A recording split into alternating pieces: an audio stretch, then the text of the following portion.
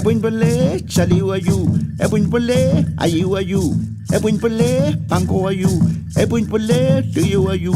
Ebun pele, ilu ayu. Amulepe, kantun. Amulepe, kayekan. Amulepe, weupin. Amulepe, koyautun. Amulepe, petukun. Amulepe, nusamgan. Petumalan me o pulonko, petumalan me o pungenpin, petumalan me o puerken, petumalan me o pumachi.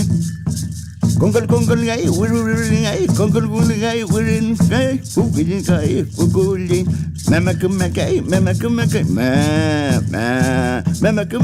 kulin gai, momo kumakai, kulin gai, momo kumakai, kulin gai, momo kumakai, kulin gai, momo kumakai, kulin gai. Chingai gai, kulin gai, chingai gai, kulin gai, chingai gai, kulin gai. Cây bụi mapu nyum, cây bụi tuổi mapu nyum. Upun tuổi karaf mèo, upun tuổi karaf mèo.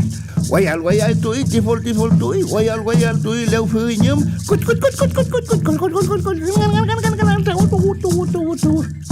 Laf cái nhum cây, laf cái nhum. Pipi lên cây ngã, pipi lên. Kau chơi dễ, kau.